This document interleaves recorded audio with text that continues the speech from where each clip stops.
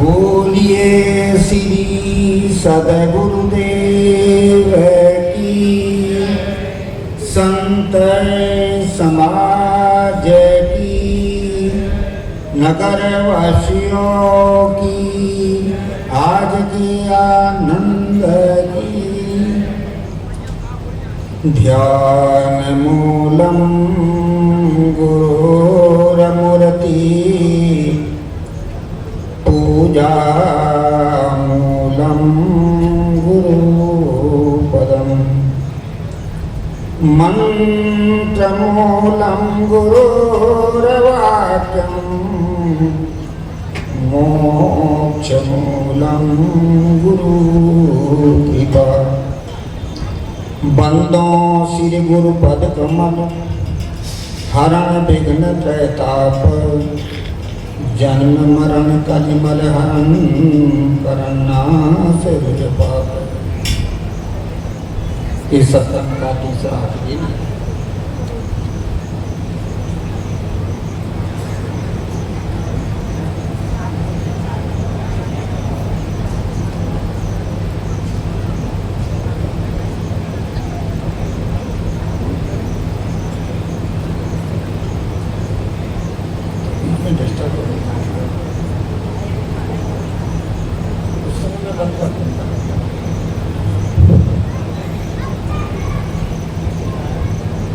इस 3 दिन के सत्संग का ये तीसरा आखिरी दिन है। इस आयोजन में उपस्थित हमारे सूरत आसाम से पधारे हुए श्री विवेक साहब जी, सिवनी से पधारे हुए पूज्य संत श्री दिनेश साहब जी, बड़ौनी आश्रम से पधारे हमारे संत श्री भगवत साहब जी, और भी संत गुरुजन, धर्म परमात्मा प्रेमी सज्जनों, धर्म साधना में लगी साध्वी बहनें, माता बहनें, नगरवासियों। 3 दिन से बड़ी सुंदर चर्चा चल रही थी। अलग अलग प्रसंगों पर हमारे संत गुरुजन प्रकाश डाल रहे थे। एक आखिरी दिन है, मैं भी अपनी बात आप लोगों के सामने रखूं, पर कभी कभी ये होता है कि जब सबकी संगीत में प्रवृत्ति बन जाती है तो खींचना बड़ा मुश्किल पड़ता है। ये हम लोग जानते हैं। अब संचालकों को ये मालूम नहीं है कब किसको देना, कैसे देना। हर ऐसा होता है कि आदमी की जो ज्यादा होता है, रस तरफ ज्यादा मंद होता है। तो जब संगीत चलता है तो सबका लक्ष्य संगीत में रहता है, ज्ञान की तरफ नहीं रहता, चिंतन की तरफ नहीं रहता। और सत्संग चिंतन का विषय है। भाइयों से निवेदन है कि सरक जाए थोड़ा। इसलिए इसमें हम लोगों को जरा कठिन पड़ता है। साध्वी जी ने सत्संग तो सुना दिया प्रवचन संगीत से, अब सबका लक्ष्य संगीत वाला हो गया है, अब उसको खींचना जरा कठिन पड़ता है। एक चुटकुला मारूं, उसके बाद हम पसंद करेंगे। एक बार एक सम्मेलन था, और उस सम्मेलन था कवि सम्मेलन। कवि लोग अपनी अपनी कविता ले लेके सुनाते थे।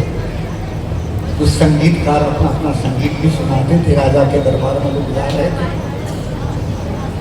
3 भिखारियों ने उसमें भाग लिया। वो भी अपना सम्मेलन में जा रहे थे, अपना भाग लिए थे। एक लड़का था, एक महिला थी और एक पुरुष था। एक महात्मा जी ने उनके साथ हो लिए। महात्मा जी ने उन लोगों से पूछा, भैया कहाँ जा रहे हैं? क्या हमारा एक सम्मेलन है, संगीत सम्मेलन, और उस सम्मेलन में हम लोगों ने भाग लिया है, इसलिए हम वहाँ जा रहे हैं।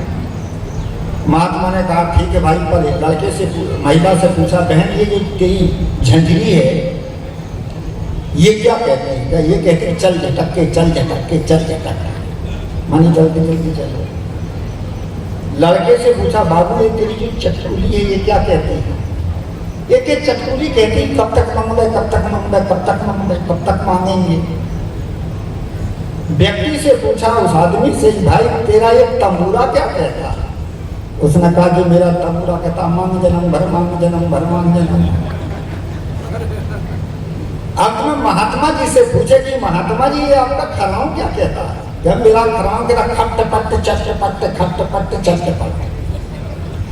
दुनिया की सारी खटपट को चटपट तोड़ो, ये मेरे खराव कहता। वास्तव में संसार एक ऐसी जगह है, मैंने पहले प्रसंग में बताया था, कई प्रकार की समस्या हमारे सामने होती है।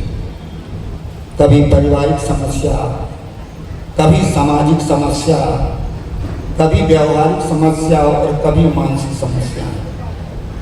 इन समस्याओं को मैं आदमी घिरा और इन समस्या को समझ करके जल्दी से समस्या से अलग हो जाए, आदमी स्वतंत्र और निर्द्वंद हो जाता है। इसलिए हमें संतों के सत्संग और ज्ञान के आधार की जरूरत है। इसलिए कहा कि नित्य खरसान लोहा भुन छूटे और नित्य की गोष्ठी माया मुँह टूटे। रोज रोज के खरसान से लोहे का जंग दूर होता है।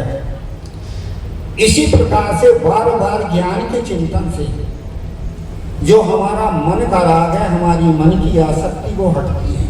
अभी साहब जी बड़ी सुंदर बात बता रहे थे, 5 विषयों की आसक्ति। देखा है, सुना है, भोगा है, खाया है, पिया है, इसकी आसक्ति हमारे भीतर गड़ी पड़ी है और यही आसक्ति हमारे सामने आती है। देखा है, सुना है, भोगा, उसका याद आता है और जब याद आता है तो हमारा चिंतन बहिरंग होता है। बहिरंग जब चिंतन होता है, याद आता है, तो वही आसक्ति आपको खींच के ले जाती है। इसके लिए ही आसक्ति का ये आदत को धीरे धीरे हटाना है। हमारी जिंदगी एक होती आवश्यकता की और एक होती आसक्ति। आसक्ति की जिंदगी आदमी को बांधती है और कहीं बंधता है, और आवश्यकता की जो जिंदगी है वो आदमी को तारती है। कहा जाता है कि महात्मा जी थे और महात्मा जी से एक ने प्रश्न कर दिया, गुरु महाराज आवश्यकता और आसक्ति में कितना अंतर है? महात्मा ने कहा आवश्यकता आसक्ति में अंतर बताऊं क्या? बताओ गुरु जी। महात्मा ने कहा कि आवश्यकता है और आसक्ति का अंतर क्या? हाँ गुरु जी बताओ। तो कहा जाता है कि उसको समझाने के लिए महात्मा एक पिंजड़ा रख लिए थे और एक फल रख लिए थे। उस व्यक्ति से कहा कि मैं मैदान में जा रहा हूं, वहां बैठूंगा और वहीं पर समझा दूंगा। क्या गुरु जी? ठीक। कहा जाता कि महात्मा जी ने उसको समझाने के लिए क्या किया, पिंजड़े को रख दिया और पिंजड़े के बगल फल रख दिया। एक तोता उड़ते उड़ते आया, पिंजड़े की तरफ तो देखा नहीं, फल को खा लिया और उड़ के चला गया। थोड़ी देर के बाद महात्मा वहां से उठ के फिर दूसरी जगह बैठे। अब की बार महात्मा ने क्या किया कि एक फल को तो पिंजड़े से बाहर रख दिया और एक फल को पिंजड़े से अंदर रख दिया। तोता आया, बाहर के फल को तो खा लिया, परंतु भीतर के फल के लिए चोंच मार मार के मर गया। उस व्यक्ति ने कहा, महाराज मैंने पूछा था आवश्यकता और आसक्ति में कितना अंतर है, परंतु आप बता नहीं रहे हैं। महात्मा ने कहा बता तो रहा हूं। क्या बता रहे हैं? क्या पहले मैंने क्या किया था? क्या महाराज जी आपने ये किया था कि पिंजड़े को बगल रख दिया था और फल को उसने बगल रख दिया था। तोता आया, फल को खा लिया, पिंजड़ा तो अब देखा नहीं, चला गया। महात्मा ने कहा वो तोता की आवश्यकता पूरी हो गई। फिर दूसरे बार क्या किया? क्या महाराज जी जब उठ के आगे बैठे, अब की बार एक फल पिंजड़े के भीतर रख दिया था और एक फल पिंजड़े के अंदर। बाहर के फल को तोता ने तो खा लिया, पर भीतर के फल के लिए चोंच मार मार के मर गया। महात्मा ने कहा कि वो तोता की थी आसक्ति। आवश्यकता तो बाहर के फल से पूरी हो गई थी, पर आसक्ति के कारण चोंच मार मार के मर गया। आसक्ता आवश्यकता हमारे शरीर के लिए, जीवन यात्रा के लिए, परिवार की जरूरत है, समाज की जरूरत है, और भी हमें जो भी वस्तु हमारे जीवन के लिए चाहिए उनकी जरूरत है, उसको कहते हैं आवश्यकता। पर आसक्ति क्या है कि जो हमारे पास चीज है उसकी जो आसक्ति है वो आसक्ति हमको बांधती है। आवश्यकता होती शरीर की, पर आसक्ति होती मन की। मन में आदमी को पूरा नहीं पड़ता। 10 मिला तो 20 की इच्छा, 20 मिला तो 30 की इच्छा बढ़ती है। चाहना बढ़ती है। इसलिए संत जन कहते हैं और कुछ मत करो, अपनी चाहना, अपनी कामनाएं, अपनी इच्छाओं को आप समझ लो और रोक लो, बस मत खत्म। कभी कभी लोग कहा करते गुरु जी हम संसार जीवन में जिंदगी जीने वाले हैं, और जो है संसार में हम जिंदगी जीते हैं और संसार की जिंदगी में तो कुछ तो करना ही पड़ेगा। महात्मा ने कहा संसार बिना आसक्ति से निरासक्त होकर हम जिंदगी जी सकते हैं, तो महात्मा बता दें जी सकते हो। कैसे जी सकते हो? जब कहीं आप दूर की यात्रा करते हो, रेलगाड़ी आदि में जाते हो, तो गाड़ी का रिजर्वेशन करवाते हो। रिजर्वेशन में 3 चीज बड़ी महत्वपूर्ण होती है। सबसे पहले टिकट में सबसे पहले होता गाड़ी नंबर 15,413, अर्थात तो उसी गाड़ी में ही आप जा सकते हैं। दूसरा होता bogie number S1, S2, D1, D2, क्योंकि उसी बोगी में आपका स्थान है। और तीसरा होता है बर्थ नंबर 12, 15, 25, क्योंकि उसी बर्थ में ही आप बैठ सकते, दूसरे में नहीं। पर ये गाड़ी number, bogie number, birth number कब तक की? जब तक यात्रा तब तक की, संभाल के रखना पड़ता है। और जब यात्रा पूरी गई तो गाड़ी जाए भाड़ में, और बोगी जाए भाड़ में, और बर्थ जाए भाड़ में।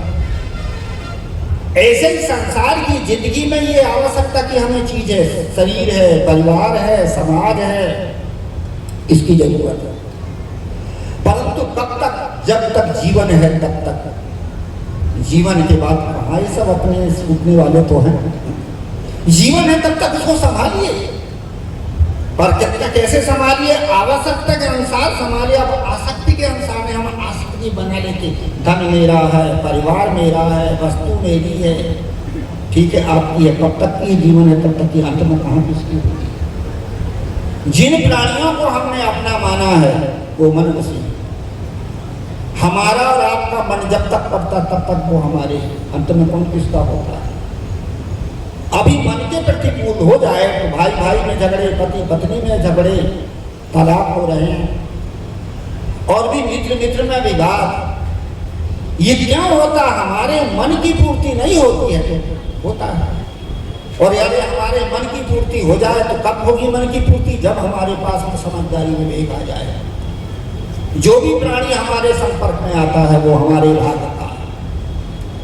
भाग्य का है, जैसा भी मिला, अच्छा मिला, बुरा मिला, उसको संभाल लीजिए, सह लीजिए, संतोष कर लीजिए, जैसा है वैसा गुजारा कर लीजिए, हो गया काम। पर ऐसा नहीं हो पाता। इसीलिए आसक्ति आदमी को हैरान करती है, परेशान करती है, और आसक्ति हमारा आधार है। साथ एक बात बता रहे थे कि आदमी दुर्व्यसन से जिंदगी जीता है। देखा जाए तो महिलाओं में होती फैशन और पुरुषों में होती दुर्व्यसन, इसलिए जीवन में होती टेंशन। माताओं में क्या होता है? फैशन। पुरुषों में होता दुर्व्यसन, ज्यादा पुरुषों में दुर्व्यसन होता है। और इसीलिए हमारा जीवन वो है टेंशन में होता है। ये हम आदत बना लेते हैं, ये बनाई जाती हैं। छोटे छोटे बच्चे जब हम थे उस समय में बीड़ी सिगरेट पीने की आदत नहीं थी, ना सिगरेट पीने की आदत नहीं थी, ना शराब पीने की आदत थी। जब हमने सीख लिया, समझ लिया, आदत बना लिया, वही आदत बनने वाला हमारा व्यसन है, और वो जल्दी से नहीं छूटता। क्योंकि हम एक आधार बना लेते हैं हमको अपने मन को रोकने के लिए। एक से मैंने पूछा कि भाई ये शराब क्यों पीती हो? कहे गुरुजी शराब इसलिए पीता हूं कि मेरे दिमाग में होता टेंशन, इसलिए उस टेंशन को मिटाने के लिए शराब पी लेता हूं, तब तक टेंशन नहीं बनता, मस्त रहता हूं। मैंने कहा शराब उतनी तो करती जैसे कि तैसे ही हो गया। गुरुजी ऐसे ही तो है। इसीलिए बन जाती आदत, और जब आदत बन जाती तो जल्दी से नहीं छूटती। कितना आदमी हैरान हो जाए, परेशान हो जाए तो भी नहीं छोड़ पाता। एक माल गुजार में एक पर्चे थे, गांजा पीने की आदत बना लिए। अब गांजा पीने की आदत बना लिए तो धीरे धीरे बीमारियां घेरने लगी, खांसी आने लगी, शरीर कमजोर होने लगा। डॉक्टरों से मिले, डॉक्टर ने कहा मालगुजार साहब ये गांजा आपको ठीक नहीं है, छोड़ दोगे तो मर जाओगे। अब आदमी को अपनी जान भी तो प्रिय होती है, उसने गांजा छोड़ दिया। 3 साल तक छोड़ दिया उसने। अब 3 साल के बाद में फिर गांजा पीने लगा। संत लोग मिले, संतों ने कहा ठाकुर साहब पहले आपने गांजा छोड़ दिया था, स्वस्थ हो गए थे, फिर गांजा पीने लगे, फिर परेशानी में पड़े, छोड़ क्यों नहीं देते? तो क्या कहता देखिए, अरे क्या महाराज गांजा में सब देवताओं का वास है, बड़ा आनंद आता है। बताओ कौन कौन से देवता? क्या कंकर में शंकर बसा? कंकर जो होता ना उसमें चिदम में, इसमें शंकर जी का वासा है। साफी में सीताराम, और वो थोड़ा सा कपड़ा लगाते हैं साफी, क्या उसमें सीताराम रहते हैं, और गांजा में गणपति बसे, गांजा में गणेश जी रहते हैं, और चिलम में चारों धाम। अब देखिए ये आसक्ति है, दुख को भी आदमी सह रहा है, परंतु आसक्ति बस छोड़ नहीं पाता। ये हम आदत बना लेते, और आदत ही तो हमको लाचार बनाती। बड़ा सुंदर कहा, जो आदत बस लाचार रहे दुखान उसे कहते हैं, जहाँ मानवता व्यवहार नहीं शैतान उसे कहते हैं। जो आदत के बस में लाचार होता वही तो दुख कहीं लगाता। क्या तेरा बैरी कोई नहीं है, तेरा बैरी फैल, और आपन बैरी छोड़ दो तब गली गली का सैर।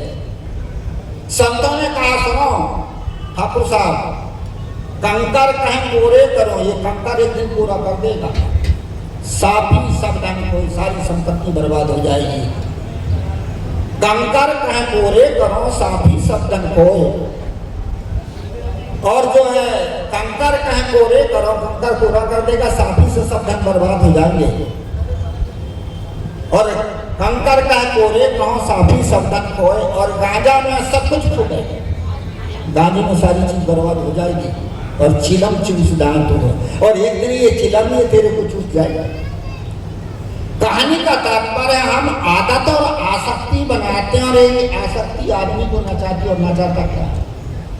एक राजा को तंबाकू खाने की आदत बन गई। जब तंबाकू खाने की आदत बन गई, राजा से सब डरते थे, पर राजा उस तंबाकू से डरता था, क्योंकि जब तंबाकू ना मिले तो उसको तड़प आती थी, तो वो तंबाकू से डरता था कि जब तंबाकू यदि ना हो तो परेशान होता था। कहीं बाहर गए जंगल में कहीं, तो तंबाकू जितनी थी सब समाप्त हो गई, खा के समाप्त कर दिए। दूर में एक किसान था, और वो किसान क्या काम करता था कि हल जोत रहा था, और हल को खड़ा करके तंबाकू तैयार किया, पीट पाट के, और पूरी तंबाकू मुंह में ऊर लिया था, मैंने डाल दिया था। राजा की नजर पड़ी, राजा ने कहा भाई किसान आगे तंबाकू रोक, वो आधी तंबाकू बचा। उसने क्या काम करी, पूरी तंबाकू मुंह में डाला था, आधी उगल दिया, और उगल के रगड़ के राजा के पास में गया। राजा से कहा सरकार लीजिए तंबाकू। उस झूठी तंबाकू उतने बड़े राजा ने लेकर के मुंह में डाला। क्या भाई किसान पीठ ठोकते हुए कहा, तूने मुझे बचा दिया, नहीं तो मैं तो मर ही जाता, परंतु ये तंबाकू थोड़ी गीली हो गई। क्या सरकार चूना जाता, वह चूना थोड़ी था, उसका थूक था, और थूक को खा दिया। ये क्या है? ये आसक्ति तो है। आसक्ति के बाद में आदमी क्या क्या नहीं करता, ये तो दुर्वसनों की आसक्ति है। प्राणी और पदार्थ की भी आसक्ति बन जाती है, जिसका जहां मोह हो जहां राग हो जाता है, और यदि उस व्यक्ति के जीवन में कोई दुख आता है, इसके जीवन में नहीं है, उसके जीवन में दुख है, पर अपना माना है ना, और अपनी मानी हुई आसक्ति पर आदमी को हैरान और परेशान करती, इसी का नाम है माया। ये माया कहीं अलग नहीं है। लोग कहते भगवान की माया आदमी को परेशान, भगवान की माया नहीं, तुम्हारी मन की आसक्ति तुम्हारी माया है। और इस माया को छुड़ाने वाले संत महापुरुष होते हैं।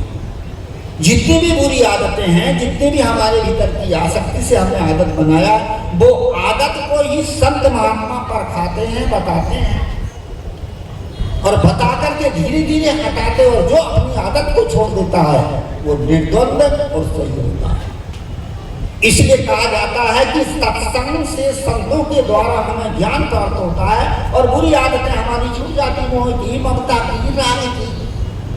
बहुत दिन की बात है, छत्तीसगढ़ में एक बूढ़ा आदमी था। एक दिन आया मेरे पास में, रोने लगा। उनको बोला क्यों भाई क्यों रो रहा है? गुरु महाराज उनको रो क्यों रहे थे? क्या महाराज लड़का एक है, कोई बात नहीं, लड़का एक है तो क्या पूरी तो सुनो, उनका सुना भाई। क्या कि ठीक से खाने को नहीं देता, ठीक से और जो है बातें नहीं करता।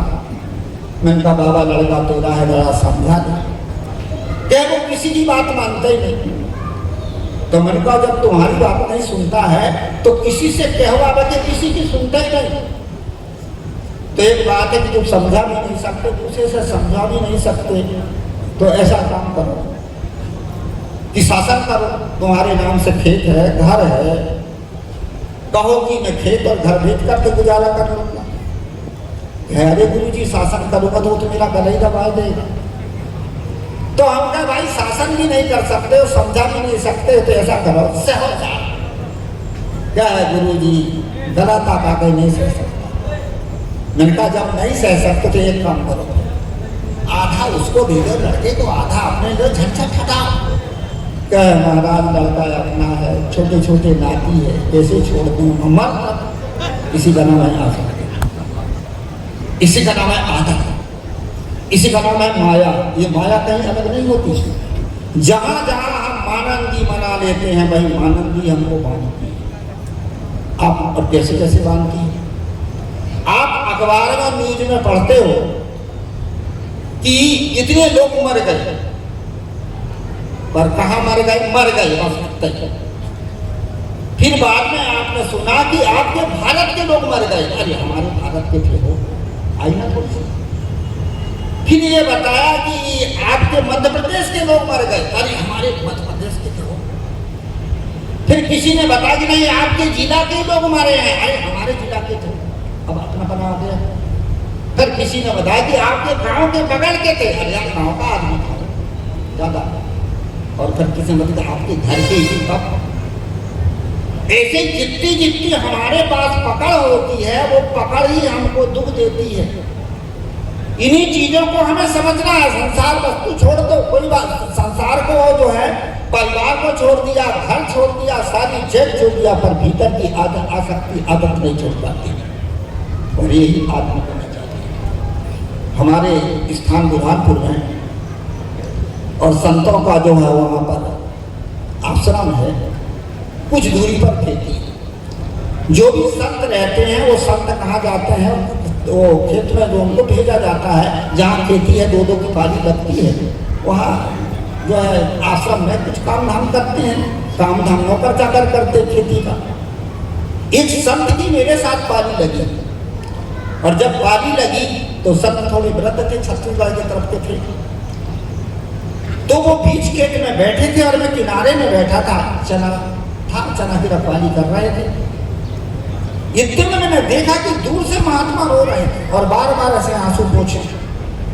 मैं उनके किनारे पहुंचा पीछे से। मैंने कहा क्यों साहब, कैसे दुखी हो रहे हो? क्या हाँ ऐसे इनको किसी को कुछ कह दिया क्या? नहीं। कोई तकलीफ है क्या? नहीं। मैंने कहा हम आपके साथ ही हैं, और जो है ऐसा करो कि बताओ हम कुछ निवारण करेंगे।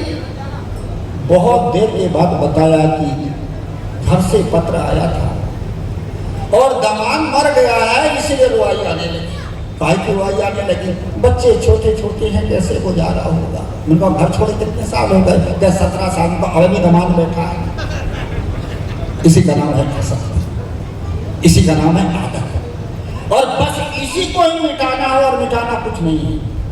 जो आपने आदत बना रखे है, आसक्ति बना रखे, मान्यताएं बना रखे, लोग मान्यताएं तो हमको नचाती है। अभी साहब जी को बड़ी सुंदर बात बता रहे थे, ये तो कहानी जाल की होती। दूसरी वाणी जाल की भी मान्यताएं होती हैं। जैसे हमने सुना है, पढ़ा है, देखा है, मान्यता बना ली है। देवी देवता है, भूत प्रेत है, तंत्र मंत्र जंत्र की कल्पना है। ये आपने केवल सुना है, विवेक किया है क्या? कई पहले भी मैंने कई प्रसंग में बात बताया था पहले कि जो है भूत और प्रेत नाम की संसार में कोई चीज है ही नहीं। जैसे जैसे हमने महापुरुषों के द्वारा घर में, परिवार में, समाज के लोगों से सुना है, और सुने हुए मान्यता और संस्कार के रूप में हमारे भीतर मुद्र हो गए हैं। और हमने उसको मान लिया कि भूत होता है, प्रेत होता है। भूत प्रेत नाम की कोई चीज नहीं है। विवेक करके देखिए, जीव आत्मा एक शरीर को छोड़ करके दूसरा शरीर बना लेता है। कहा कि ये जीव वासना के बस चारों पानी में रहता है। आकर 4,84,000 योनि भरमत ये जीव सतगुरु कबीर साहब ने भी कहा कि 1,84 जीव जंतु में भटक भटक दुख पाओ, और कहा ही कबीर जो राम ही जाने सो मोहनी के भाव। ये जीव चारों खाने में शरीर धारण करता वासना के कारण। तो इससे पता चले कि एक शरीर को छोड़ करके कहीं दूसरा शरीर बना लिया, सिद्ध होगा कि नहीं चैतन्य है। कहीं ये है तो पशु के रूप में है, पक्षी के रूप में है, कृमि कीट के रूप में है, कुछ तो है। और शरीर को जला दिया, गाड़ दिया, 5 तत्व का शरीर 5 में मिल गया। पांचों में ले छठमा हो गया मौन। अब मैं तो ही पूछूं पंडिता, अब मरा है। 5 तत्व 5 में मिल गया, चेतन दूसरे खाने में चला गया। अब तीसरा भूत और प्रेत कौन चीज है? भगवान और परमात्मा अलग से हम जो खोजे वो कौन चीज है? इसको हम विवेक करके देखें। हमने शास्त्रों में पढ़ा है, सुना है, पर विवेक नहीं किया। इसलिए इन चीजों के विवेक करने, इन चीजों को समझने के लिए हमें सत्संग और विवेक की जरूरत है। रामायण में बड़ा सुंदर कहा है। पहले गोसाई तुलसीदास जी ने क्या कहा था? उन्होंने कहा था कि यहाँ न पक्षपात का चुराव हो और वेद पुराण संतमत भाव। मैं पक्षपात नहीं रखता, मैं तो वेद पुराण और संतों की बात बताता हूँ। फिर बाद में गोसाई जी को भी पता चला कि अलग अलग वेदों के भी अलग अलग कथन हैं, अलग संत, अलग अलग महापुरुषों के भी अपने अपने अलग अलग विचार हैं। इसीलिए सही क्या है? तो अंत में तुलसीदास जी को जब पता चला तो उनका जड़ चेतन गुण दोष है विश्व कीन करता संत हंस गुण गाय पे परिहरि बार विकार। ये जड़ चेतन रूप संसार है और इसमें गुण और दोष दोनों हैं। जो संत है वो हंसवत गुण को ले ले और दोष को त्याग दे। तब उन्होंने कहा कि बिन सत्संग विवेक ना होई। ज्ञानियों के सत्संग में बैठो, सत्संग के द्वारा सही और गलत परखने में जब आता है तो आदमी की जितनी भी मान्यताएं हैं, भूत प्रेत तंत्र मंत्र जंत्र, अलग से कोई परम तत्व की जो खोज है वो सब दूर हो जाती है और वह आदमी पर बाहर नहीं भटकता। वो अपने चरित्र और विचार को अपने आप को संभालता। कहानी का तात्पर्य हमने मान्यताओं का आधार, आसक्ति का आधार पकड़ रखे हैं, इसलिए ये आधार हमें आगे नहीं बढ़ने देता। मैं कभी कभी एक उदाहरण दिया करता हूं कि एक राजा था और राजा जंगल में जब गए तो 2 हंस के बच्चे मिल गए और दोनों हंस के बच्चों को राजा ने खूब बढ़िया पाला बड़ा किया और दोनों को बराबर व्यवस्था दी गई, दोनों को एक सी चीज खिलाई पिलाई गई। और जब वे हंस के बच्चे बड़े हुए तो राजा ने सोचा कि अब हंस के बच्चे बड़े हो गए हैं, अब ये बड़े बच्चों को अब उड़ा के देखें। तो एक बच्चा को जब उड़ाया तो वो तो ऊपर आकाश पताल कहाँ खूब उड़ा। राजा ने कहा ठीक, बहुत बढ़िया, हंस का बच्चा खूब उड़ता है। दूसरे बच्चे को जब उड़ाया तो वो थोड़ा उड़े तो कभी पेड़ में बैठ जाए, थोड़ा उड़े कभी घर में बैठ जाए, थोड़ा उड़े कभी कोई चीज में बैठ जाए। उड़े तो जरूर पर वो आधार खो दे। राजा ने कहा दोनों बच्चों को बराबर खिलाया पिलाया, दोनों को पाला, पर एक बहुत लंबी लंबी उड़ान मार रहा है और एक बच्चा है थोड़ा सा उड़ता और फिर आधार खोजता, थोड़ा उड़ता फिर आधार खोजता। ये कैसे कब उड़ेगा जैसे पहले वाला उड़ा। एक किसान ने कहा सरकार इसको मैं उड़ा सकता हूँ। कैसे उड़ाओगे? क्या उड़ा सकता हूँ? क्या उड़ा? किसान ने उस बच्चे को लिया और जैसे उड़ाया तो बच्चा कहाँ बैठ गया? पेड़। तो उस पेड़ की डाल को किसान ने काट दिया, फिर बच्चा उड़ा। फिर एक जगह पर बैठा तो उस जगह को भी किसान ने जो है ढहा दिया। जहां जहां वो बच्चा बैठता वहां वो तोड़ करके फेंक देता। अंत में उसको कोई बैठने की जब जगह नहीं मिली तो उसे लंबी उड़ान कर लिया। इसी प्रकार से एक ऐसा व्यक्ति है जो जीवन में अपने आप को संभाल करके लंबी उड़ान भरता, अर्थात अपने जीवन का कल्याण करता है, अपने जीवन को सुख में बढ़ाता है, अपने जीवन को शांति में बनाता है। और एक व्यक्ति ऐसा है जो जीवन को सुख में नहीं बनाता, जीवन का आधार को मेरा लड़का मेरा साथ देगा, मेरी पत्नी साथ देगी, मेरा भाई साथ देगा, मेरे को ये फलानी चीज साथ देगी, वो आधार खोजता है। इसलिए वो आधार को खोज खोज करके उसमें बनता है। भगवान परमात्मा साथ देंगे और भी कोई महापुरुष हमें साथ देंगे, संत महात्मा हमें आशीर्वाद दे देंगे, उससे हम आगे बढ़ जाएंगे। ये सब आधार हमने बना के रखा और ये आधार में हम फंसे, हम स्वतंत्र जिंदगी नहीं जी सकते। इसलिए सदगुरु कबीर को कहना पड़ा, हंसा तू तो सबल था, हल्की अपनी चाल, रंग कुरंगे रंग दिया तय किया और लगवार। हे हंस मानव चेतन प्राणी, तुम सबल हो। हमारे पास कौन से बल हैं? सबसे पहले आत्मा के बल है, विवेक और ज्ञान, ये आत्मा के बल है। फिर मन के बल है, हमारे पास मन है, साहस और श्रद्धा इन मन से पैदा होती है। फिर ये शरीर का बल है, पुरुषार्थ और समर्थता, ये शरीर का बल है। फिर धन का बल है, हमारे पास धन है तो धन का बल है, दान और समर्थता, ये धन के बल है। ये सारे बल किसके पास में? ये मनुष्य के पास में है। पर सारे बल को छोड़ करके वो निर्बल बन रहा है। इससे सबसे बड़ा बल है विवेक। विवेक के द्वारा हम अपने जीवन को जिए, हम जी नहीं पाते हैं, इसलिए हम भटकते हैं, भटकते हैं। कहा जाता है कि बात समय भी होने जा रहा है, एक उदाहरण दूं, प्रमाणिक को ग्राम दूं। एक बार ये हुआ कि जो है एक शहर था और शहर के चौराहे में एक सिपाही गश्त दे रहा था। सिपाही जब गश्त दे रहा था तो हुआ ये कि एक जवान लड़का खड़ा था 12 बजे रात। सिपाही को शंका हो गई कि ये जवान लड़का यहाँ पर खड़ा हुआ है, कोई बदमाश तो नहीं है। तो उस लड़के के पास गया, कहा भाई मेरा नाम क्या है? क्या मेरा नाम का शेर सिंह है। पुलिस ने सोचा कि शेर सिंह है तो कोई छतरी का बालक होगा, चला खड़ा है, कोई बात नहीं। दूसरी गली में गश्त देने चला गया। वहां से जब लौट के आया तो फिर लड़का वहीं खड़ा था। क्या यार तेरा नाम शेर सिंह, तेरे पिता का नाम क्या? शमशेर सिंह। क्या? अच्छा ठीक है, शमशेर सिंह नाम है। सोचा कि कोई ठाकुर का लड़का होगा। फिर सिपाही जब आया तो लड़का वहीं खड़ा था कि यार तेरा नाम शेर सिंह, बाप का नाम शमशेर सिंह, और रहता कहाँ है? क्या शेरों वाली गली में, जहाँ ठाकुर रहते, सिंह लोग रहते, वहां रहता। क्या तेरा? फिर सिपाही फिर दूसरी गली में चला गया और जब लौट के आया तो लड़का फिर वहीं खड़ा, क्या तेरा नाम शेर सिंह और बाप का नाम शमशेर सिंह और रहते हो शेरों वाली गली में, तो घर क्यों नहीं जाते? क्या कुत्तों से डर लगता है? नाम है शेर सिंह, बाप का नाम शमशेर सिंह और कुत्तों से डरता है। ऐसे हम श्रेष्ठ मानव है, पर हम अपनी आदतों से डरते हैं, अपने स्वभाव में बंधे हैं, अपनी मान्यताओं में बंधे हैं, इसलिए हम कमजोर बने बैठे। इसी के लिए हमें संतों का सत्संग और ज्ञानियों की चर्चा की हमें जरूरत है। ये संत और कुछ नहीं देते, हमारी जो अज्ञानता, हमारी जो न समझिए, इसको परखाते हैं। इसलिए संतों का आधार, सत्संग का आधार, ज्ञानियों का आधार लेते रहे। प्राचीन समय से हमारे महापुरुष आधार लेते रहे, इसी की हमें जरूरत है। और हमारे जीवन का इस प्रकार से कल्याण हो। ये 3 दिन का सत्संग रखा गया। हमारे भाई रामलाल जी डॉक्टर साहब, इनके सुपुत्र मांगी लाल जी और हमारे लक्ष्मी नारायण जी, इनकी सद्भावना से सत्संग का प्रोग्राम रखा गया।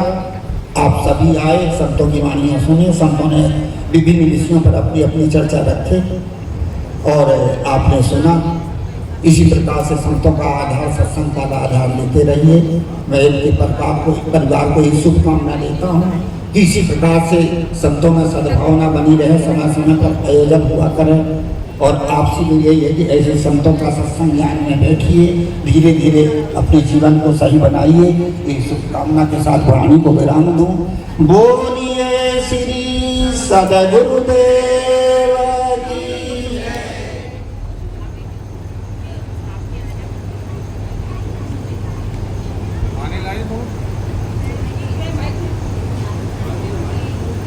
हाँ भैया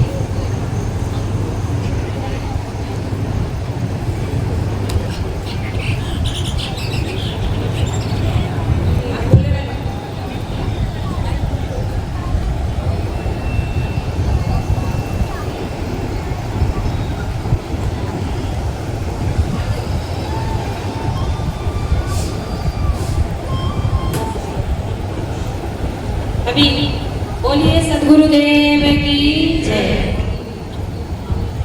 आप थोड़ा देर धैर्य बना के रखेंगे, हमारे मन संचालक जी आपको बताएंगे, घबराना नहीं थोड़ी देर। हेलो। क्योंकि इधर भोजन में भी तैयारी हो रही है और आगे की व्यवस्था। हेलो, बोलिए सदगुरुदेव की जय।